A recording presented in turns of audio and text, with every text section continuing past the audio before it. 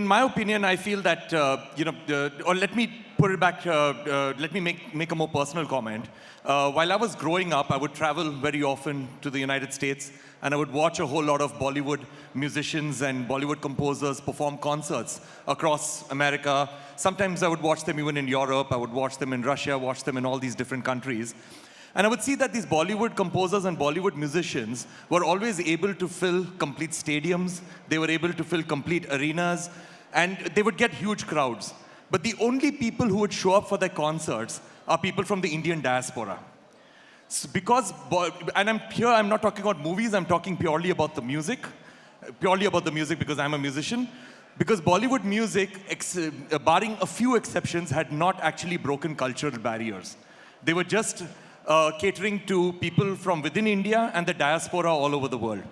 Whereas when I was 19 years old, I had gone to San Francisco and I'd watched a concert of Pandit Ravi Shankar. And when I watched Pandit Ravi Shankar's concert, that was a very eye-opening experience because the demographic of the audience within the theater was very representative of the demographic of the city itself.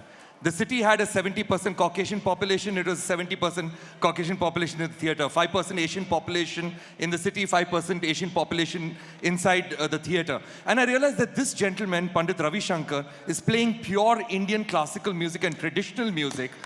And he's able to break cultural barriers so much so that he is exposing people who would normally not be exposed to Indian culture and music. And he was getting them to pay a large ticket price to actually watch him perform.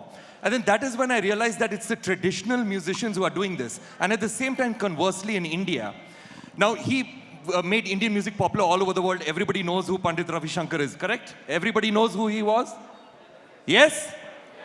Yes. Okay, everybody knows he won the Bharat Ratna? Yes. Everybody knows that his daughters are Anushka Shankar, Nora Jones? Yes. Okay, everybody knows him as being the greatest sitarist ever? Of course. Okay. Can anybody over here name one album of Pandit Ravi Shankar? He's made 70 albums. Can anyone over here name one album of his? Okay, you can. Can anybody name a song of his? Can anybody hum a tune of his? Can't use ChatGPT for this. And that is what? Okay, you can. Okay, so 2 people, okay, in the whole audience. That's about it. So that shows that we ourselves are not appreciating our culture and we are not realizing that our culture and our traditional musicians are actually making it on the global stage, like Selva Ganesh over here, brilliant musician. And he won a Grammy Award this year. Shakti won a Grammy Award. Rakesh Chaurasia won a Grammy Award. Ustad Zakir Hussain, Shankar Mahadevan, Pandit Vishwamohan Bhatt. All of these are traditional Indian musicians who are making it on the global stage. And we in India are the only ones who are not appreciating them.